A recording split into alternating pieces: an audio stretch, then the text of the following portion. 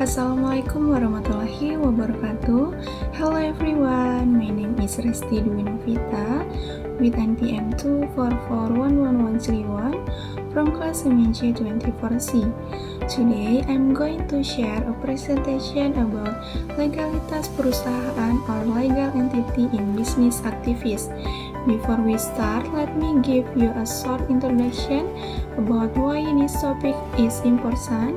In this business world, we often talk about profit, strategy, and marketing, but we sometimes forget one fundamental thing, which is legality. Without legality, even a successful business can face serious problems because it has no legal protection or formal recognition from the government. So, in this presentation, I will explain what company legality means, why it is important, how to get in, and what risks might happen if a business does have it. I'll also talk about the types of business entities in Indonesia and the legal foundation that support them. Alright, let's move to the first part. Oke teman-teman, sebelum kita mulai, coba bayangkan deh, kalau kita mau beli HP atau laptop, kita pasti pilih yang resmi kan? Kalau barangnya tidak resmi, misalnya BM atau ilegal, selain tidak dapat garansi, kita juga bisa rugi kalau barangnya rusak atau tidak sesuai harapan. Nah, perusahaan itu juga sama. Legalitas ibarat garansi resmi buat bisnis. Kalau usaha tidak punya legalitas, jangan heran kalau di kemudian hari bisa kena masalah seperti didenda atau terkena sanksi, ditutup atau bahkan dipidana. Pernah dengar tidak sih cerita tentang bisnis yang bangkrut karena izin usahanya bermasalah? Nah, itu karena mereka mengabaikan legalitas dari awal. Jadi, legalitas ini bukan sekedar dokumen yang menumpuk di lemari, tapi fondasi supaya bisnis kita kuat dan punya pengakuan resmi. Yuk kita bahas lebih dalam supaya nanti teman-teman paham kenapa legalitas itu penting. Oke, kita akan membahas pengertian legalitas perusahaan. Menurut Zaini Asyhadi 2020, legalitas perusahaan itu artinya perusahaan kita sudah diberi lampu hijau oleh pemerintah untuk beroperasi secara resmi. Bayangkan kalau kita jalan tanpa izin, di jalanan pasti kena tilang. Sama halnya dengan bisnis tanpa legalitas, kita bisa kena tilang hukum yang bahkan lebih berat. Legalitas itu didapat dari pemenuhan berbagai persyaratan seperti pembuatan akta pendirian yang dibuat notaris, pendaftaran NPWP untuk pajak, dan tentu saja izin usaha yang berlaku. Apakah teman-teman tahu legalitas ini juga memudahkan kita untuk berpartner dengan perusahaan lain? Karena mereka pasti akan cek dulu apakah kita legal atau tidak. Kalau tidak, biasanya mereka ragu dan enggan untuk kerjasama. Kalau ada yang bertanya, apakah bisnis kecil harus punya legalitas? Jawabannya iya, karena usaha mulai berkembang, legalitas akan jadi jembatan untuk berkembang lebih besar lagi.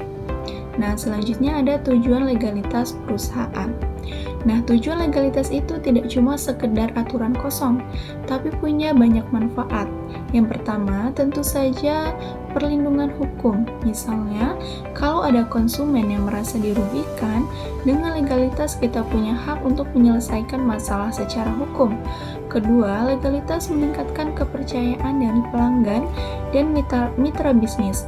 Kalau kita punya izin resmi, mereka akan yakin bahwa bisnis kita profesional dan bisa dipercaya. Ini juga akan membantu kita untuk mendapatkan investor, karena investor pasti ingin memastikan bisnis yang mereka tanam memodalkan sudah legal. Selain itu, legalitas sangat penting kalau kita mau mengajukan pinjaman ke bank. Bank tidak akan memberikan pinjaman tanpa ada dokumen legal yang lengkap. Pernah dengar teman atau keluarga yang sulit mendapatkan pinjaman modal? Salah satu penyebabnya biasanya karena belum memiliki legalitas usaha yang lengkap. Jadi, teman-teman, legalitas adalah kunci untuk membuka banyak peluang dalam bisnis. Nah, selanjutnya ada landasan hukum pendirian perusahaan. Kalau kita menjalankan bisnis, kita harus tahu juga aturan mainnya.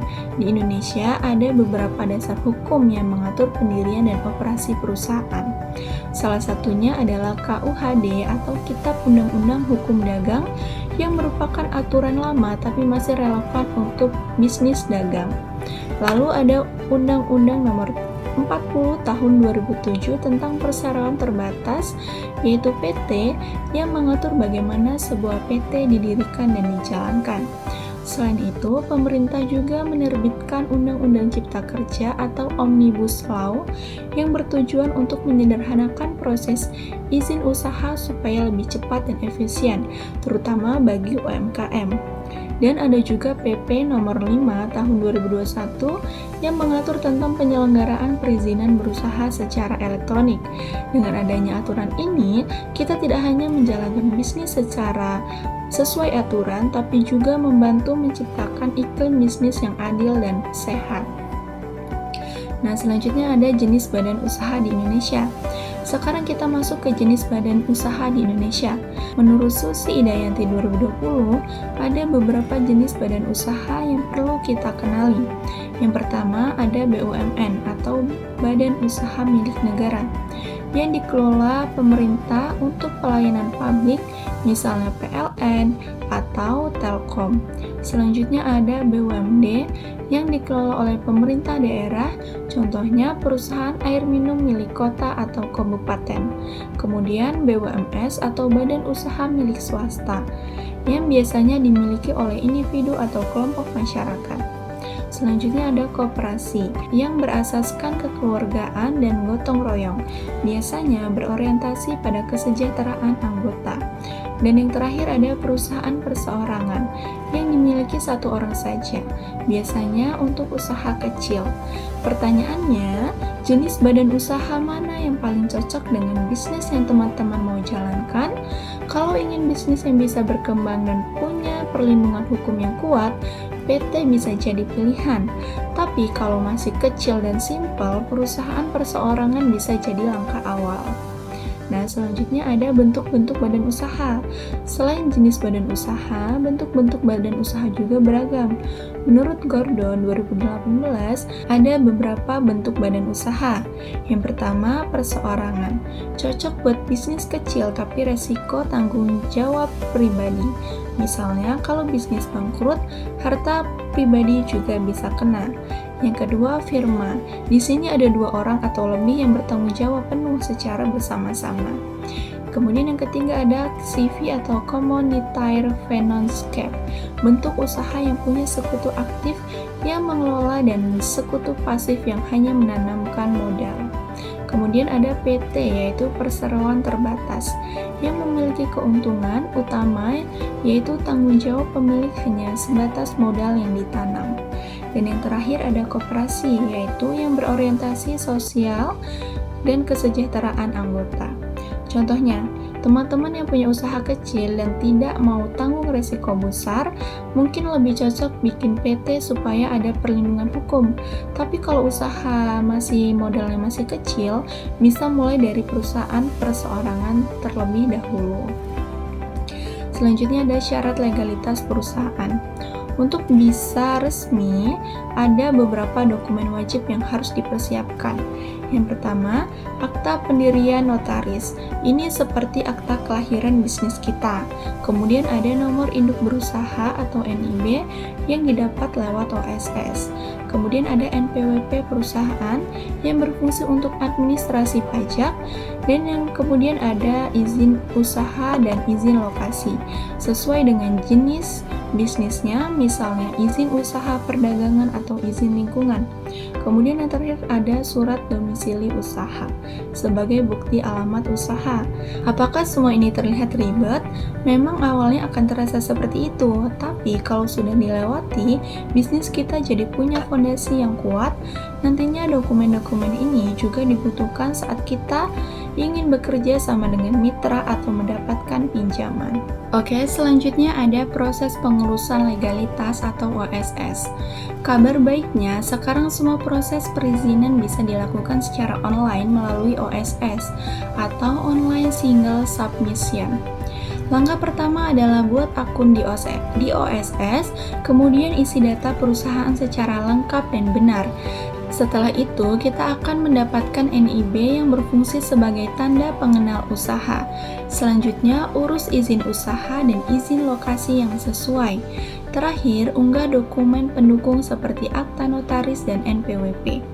Dengan sistem ini, proses yang dulu bisa memakan waktu berminggu-minggu, sekarang bisa hanya selesai dalam waktu beberapa hari saja.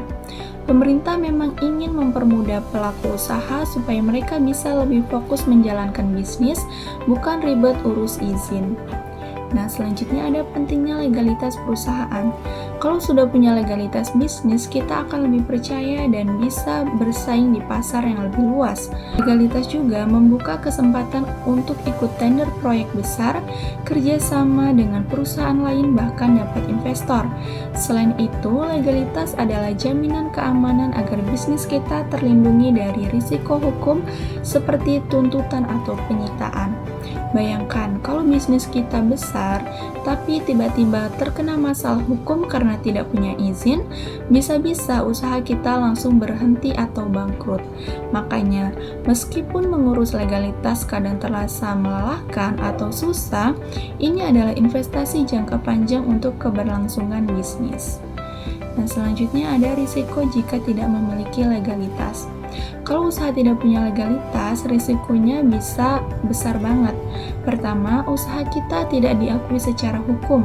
Jadi kalau ada masalah, kita tidak punya perlindungan. Yang kedua, sulit mendapatkan modal atau pinjaman karena lembaga keuangan biasanya mensyaratkan dokumen legal lengkap. Kemudian yang ketiga ada tidak bisa ikut proyek besar atau tender yang biasanya mensyaratkan legalitas lengkap. Keempat, usaha rentan ditutup paksa oleh pemerintah karena dianggap ilegal.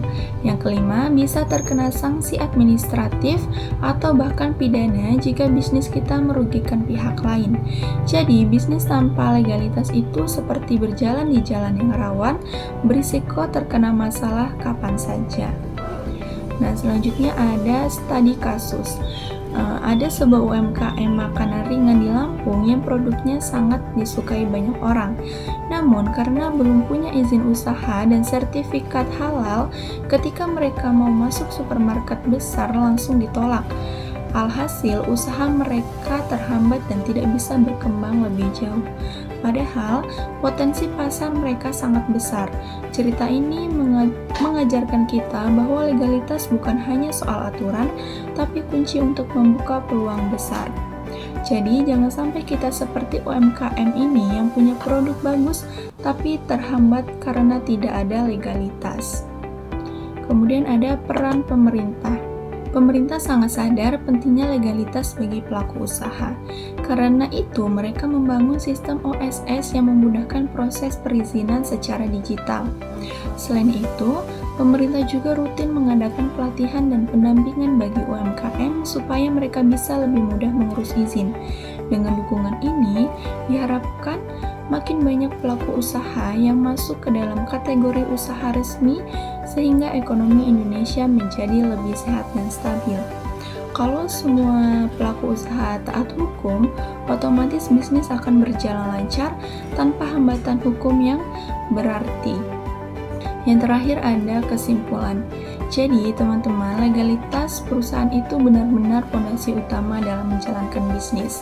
Tanpa legalitas, bisnis tidak punya kekuatan hukum dan akan sulit berkembang.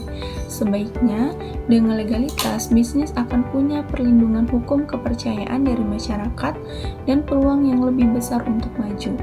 Sebagai calon pengusaha, pentingnya untuk kita paham ini sejak dini, karena sukses bisnis bukan hanya soal produk dan pemasaran, tapi juga soal kepatuhan hukum yang akan menjamin kelangsungan usaha. So that's the end of my presentation about company legality in business activists. I hope this detailed explanation help us understand how crucial it is for every business, whether big or small, to have proper legal documents. Remember, legality is not just a formality or a government requirement, it is a form of responsibility and professionalism from us as entrepreneur. With legality, business gain trust, protection, and greater opportunities to grow and success. Thank you very much for your attention. Wassalamualaikum warahmatullahi wabarakatuh.